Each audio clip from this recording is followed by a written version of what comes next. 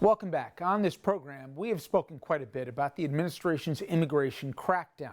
I even visited the U.S.-Mexico border to see for myself how new restrictions on asylum impacts those people who are trying to come here and come here legally. It's particularly difficult when we're talking about children, unaccompanied minors who've traveled thousands of miles to flee violence and extreme poverty only to get to America and be told to turn back around.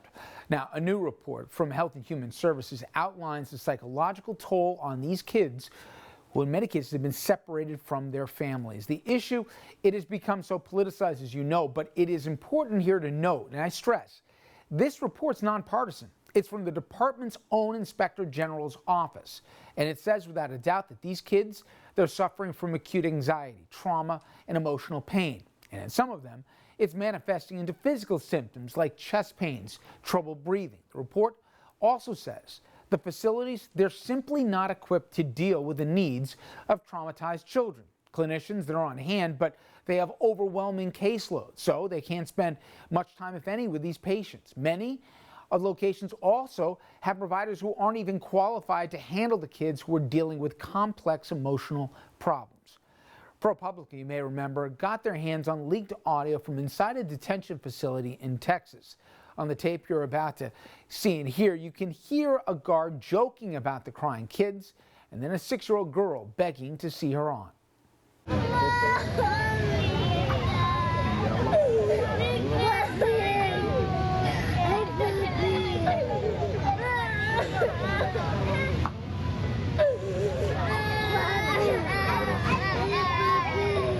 Bueno, aquí tenemos una orquesta.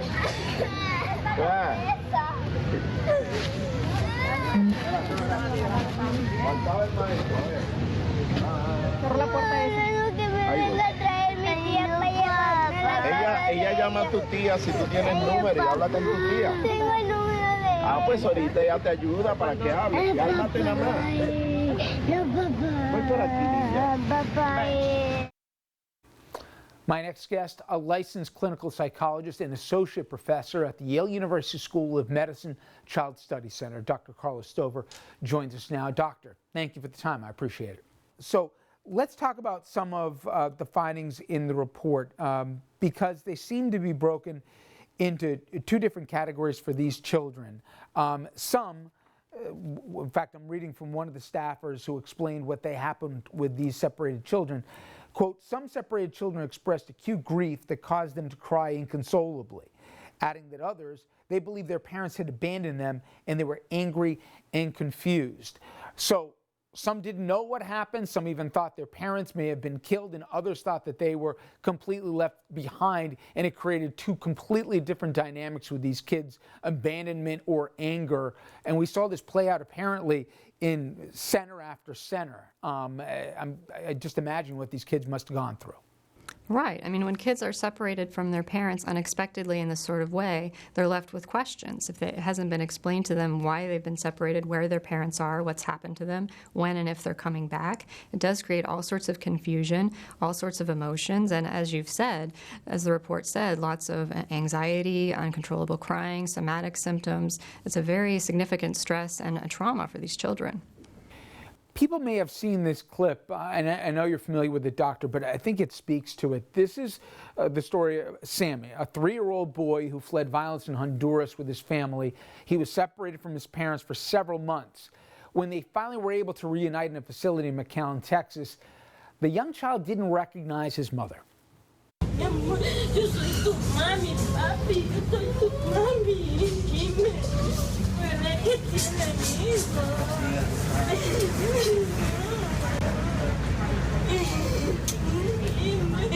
Papi, yo le vine por ti, mi amor. Dime, papi, vete que nadie me vine por ti. As people saw from that heartbreaking clip, it's obviously the child confused, wanting nothing to do with the parent who they felt either abandoned or doesn't recognize. But then you also remember this impacts the entire family dynamic. The parents feel disconnected, they feel guilty, they feel whatever the range of emotions are. But the scars, Doctor, go far beyond temporary readjustment and reunification if they're so fortunate. From this report, it sounds like these could carry lifetime scars.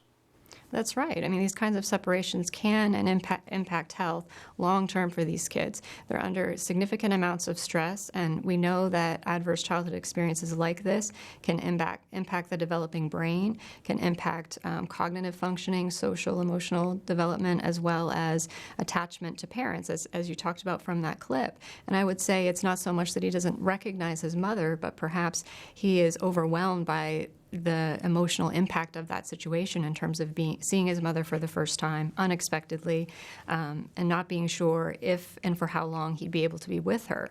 And so you can imagine that's a very significant emotional experience. And so kids respond to that sort of situation in all sorts of ways, that being one of them. And of course, that sort of response from a child is very painful to a parent who's been working and trying very hard to be reunited with her child. And so there's lots of reparative work that would need to be done in that kind of situation. You know, to the layperson, when we heard these stories and then they were confirmed with the firsthand accounts, then the videos that emerged, it was shocking that our own government was, in effect, the manufacturer of this product. To that end, I can only imagine, when you read through this report, there's unanimity. The people that carry it out, the program directors, the staffers all said, one of which said, every single separated kid has been terrified. We, meaning these programs, are seen as the enemy. From a person who's made this their professional life, were even you shocked at the depths that the U.S. government was involved in orchestrating this, let alone the outcomes that we're seeing playing out? Oh, it absolutely is shocking. It's shocking to see children coming to our country, families coming to our country for asylum, for a safe place to live, to be experiencing these ongoing stresses and traumatic events. It's absolutely shocking, and it really makes you stop and think about, what's going to happen to these children, what does the future hold in terms of their health and well-being, because there's significant damage that's being done. And just something that I saw firsthand that I wasn't expecting, when we say kids, I think we tend to throw a blanket or think of them as young minors. There were many unaccompanied teens fleeing unimaginable situations, largely in Latin America, where if they didn't flee, there'd be consequences to even the health of their families. And they were, in some part, running away, not just for their own safety, but for others as well. To that end, they're in a state of limbo right now, and I can only imagine for a non-developed teen with such an uncertain future where this all leads. We saw firsthand stories about kids that were there just a week earlier that disappeared, whether it be into the sex trade or even worse. There's that whole aspect of this, because I think we tend to bunch children all together when there's huge differences between a 3-year-old and a 15-year-old. No, there absolutely is, and the separation or the kinds of experiences that very young children are having are really concerning for different kinds of reasons. But teenagers also need caregivers, right? They need parents, they need support from family members who love them, who can help guide them in making decisions. Teenagers' brains are still developing too, and so toxic stress can still impact their developing brains also, and their development of social skills, their ability to form healthy relationships going forward. That's all in play as well. So it's not just the really little kids and infants and toddlers we need to be worried about, but we also need to be worried about the kids of all ages and what's happening to them as they come into this country and the state of what's happening to them.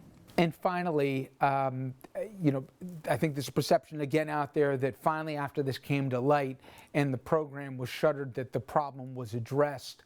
Are you comfortable that right now we have a situation to properly accommodate these populations of people that have gone through, thousands of miles sometimes in unbelievable treks to get here, and then obviously the limbo that they then found themselves in?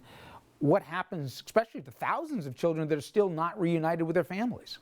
That's right. No, we aren't in a situation where we're able to adequately address these issues, because we need children to be reunited with their families as quickly as possible. And then there, from that clip that you showed with the child being reunited, being reunited is just the first step to recovery in terms of getting the care that these families then need. These kids have now experienced significant trauma. The families as a whole have experienced significant stress and trauma, and so there needs to be services available to them, treatments available that can help with recovery after exposure to traumatic events like that. Carla Stover, Professor, thank you very much. I appreciate a few minutes today. Thank you very much. All right, everyone, when we come back, we'll pivot to the world of politics. Elizabeth Warren, she drew a massive crowd to a rally in New York City last night, way bigger than the crowds we're seeing of Biden, for example. The question is, will that translate into votes? We'll get into that and more after this.